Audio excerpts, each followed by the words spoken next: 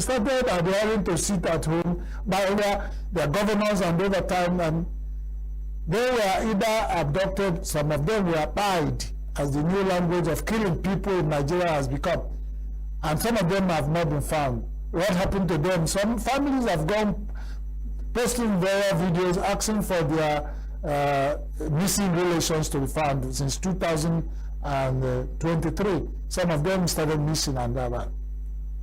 Now, the body question, why is Governor Chukwuma Soludo, professor and the experienced governor and the experienced man in management and financial issues, why has he come back with force to make sure that people will go back to open up their shops in main market or Onitsha on Mondays?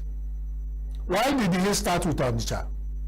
Because I know in ENUGU, people sit at home on Mondays, and some other major cities like Ekuru and all the Agwata, people sit at home. Even in some part of Oka where you have the capital territory of Anambra State, people sit at home. But it's only in Oka because the governor is there, he has managed to quell this sickness of sitting at home. But recently, people have described what he's doing with Onitsha main market as clearing madness with pepper. With Onitsha main market as clearing madness with pepper, or killing a rat with mallet, or ant with mallet, and then trying to solve one problem and creating chain of other problems. And you ask yourself, is it that it's worthy of a governor who has over time been there for 4 years and has seen the thinking of the people? He went to the street to campaign for the second tenure, and he went and talked to everybody, and people came out to receive him, and now some people felt, is it how he's going to pay them back? Is it that, what? And then they came out with figures of how much the Southeast Nigeria is losing, and every day they sat at home on Mondays. So the figures that they came out officially said 18 billion. And the Anambra State alone loses 8 billion for Onitsha main market, just one market in Onitsha closing down. And that caused for a lot of attention, and I said, oh, so this is how much Anambra State missing and losing in the economy. And over time, that means the other remaining 5 days or 6 days, the market's open, that they're making that much times 6. Wow, Anambra State must be very rich state. And then the ones that they're getting from the main market over time, what have they done for main market, or the people who trade the main market with? And then the Southeast that they are claiming loses much. Some states in Southeast has found out how to solve their own problem. I remember one time in ENUGU, the governor of ENUGU State, Governor Peter Ba, tried to use force at a main market, and it was resisted. Even some people lost their lives, and he went back to strategize. Over time, sit at home in ENUGU died natural death, and people of ENUGU go about their business on Monday. Even while there are some people still that have carved that into their system, that nothing will make them go out on Mondays. They on their own.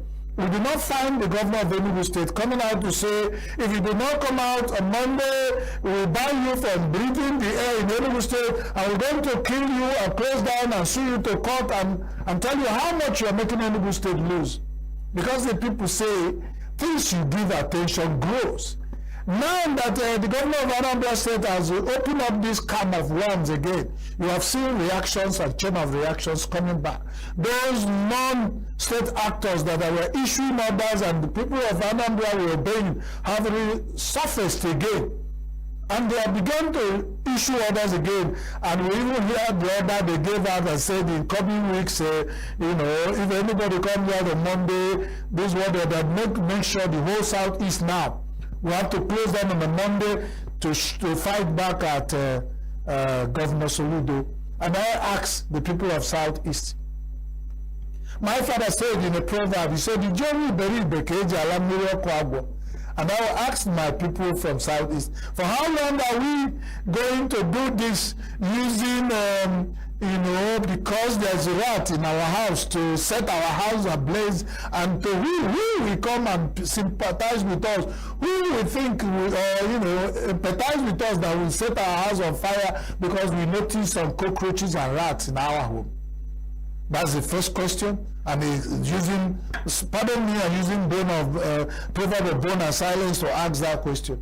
Now you ask again, I've overused this word, and they say, can we use paper to cure madness? We noticed that in the last past of months and weeks in Anambra State, there's been peace quietly returning.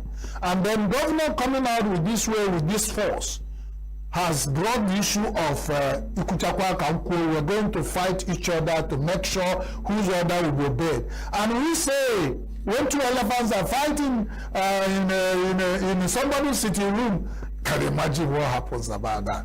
So the people of Anambra are bracing up governor of course several meetings, and even threatening that he's even allowing non-market to stay, that he's even thinking about converting that place to a school. And we say that's a wonderful one. Once you have power as a governor, you have so many things you will do with it.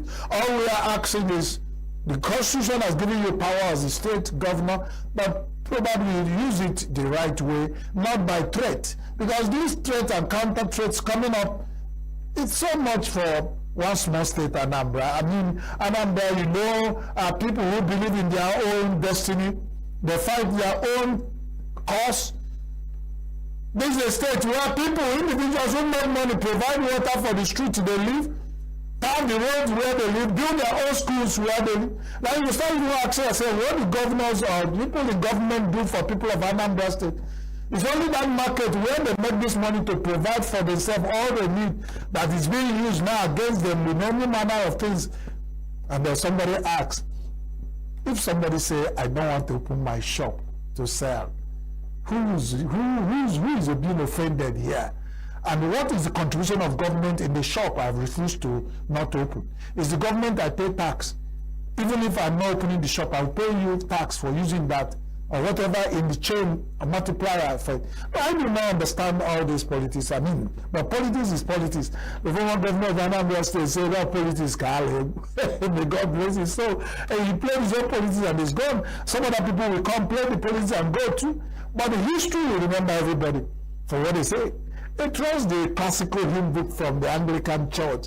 It said, only by our works we shall be remembered. And this very, very philosophical song that always emotional touch people whenever that song raises, especially when somebody is being buried. So remember, everywhere you are, whichever way you find yourself in Amchaman Market, whether you find yourself in Oka, the governor house, find yourself in the street of Oka, find yourself in the street of Onicha, or the street of any other place in Anambra, only by your works we all shall be remembered. Even me that's talking here, whatever somebody said, whatever you sow, you reap, and that's it. It's a chain. And most times we take decisions, we forget this philosophy that even some people say is divine. Whatever a man sow, he will reap. So good luck to my people in Anambra. But I know that Johnny Beribe, for how long will we destroy ourselves just to make sure we prove a point? And that's it. Well, too much of a strike. We find that in Abuja, the Federal Capital Territory, some issues are going on there. The workers are on strike. And the workers are on strike. And the way the leaders are fighting back when some strike workers go on strike is shown with the way the strong man that is Federal Capital Territory Minister, Honorable Yosonwike, the barrister himself, the strong man in Nigerian politics that has put his strides everywhere. Everywhere he put his leg, you know that Yosonwike has passed there. And recently in Abuja, the workers in Abuja are now having their words against him. And we have seen various videos of their protest, and then the result of that protest. The latest is that the Minister of the Capital Territory has straightened that anybody who he found is still going on strike in the Federal Capital Territory, that he will be arrested and put in prison. They don't call it prison again, they put you in correctional center. And I was just imagining, close my eyes, imagining the number of the workers in Abuja who have gone to the street. I'm sure with this trade, some of them will feel threatened and want to go back. But what happened to the other part that we said over our dead body will go back? Then we now think about Kuje as the nearest prison. Maybe going back to Nasarawa State, the adjoining states like Kogi, they will open up to take all the workers in Federal Capital Territory in their prison, in their correctional centers, so that because I know that Wike is a man of his words. When he says one thing, he follows it up. But at one time, people wanted to put hand in River State politics. He said, if you cross the River State, I will set fire here, start and all of them running. The fear of God so Wike is the beginning of wisdom. And then we say in Igbo proverb, where they say, Dinta ne dano, Odudu ne dempo. I will complete that because I don't know who is watching. But what it means that the hunter is busy aiming the game to shoot, while Sesefly is busy aiming for the bad side of his side, and that's where I put it. You know, talking about NBC and non-broadcast everywhere. One other thing that has that to me is interesting for Sesefly to aim. Once Sesefly knows that once he touch that portion of the Dinta body, that the Dinta will weaken. That shows that the snake that's being killed, pursued to be killed, is struggling for life, while the man who is pursuing snake. That is why dialogue is the most important thing to use to settle any issue, whatever is family, move from family to community, to kindred level, to local government, move up to the state, even to the Federal Capital Territory. We are still, no matter who is struggling, whatever is stronger and who can make more noise and bigger more over here as a friend of Federal Capital Territory. Not even not for anything, knowing that that is the seat of government of Federal Republic of Nigeria. We are asking, calling for restraint. We are calling for dialogue. We are calling for advice that we sit down and talk. It's only by dialogue we achieve what we cannot achieve by fighting. Because there is also a proverb of God and silence who said, if a doctor has fought for every time for whatever you are owed, you must at the time to sit down to pay your debt. So you fight out the debt? Because the workers of Abuja said Federal Capital Territory Authority is owing them. But the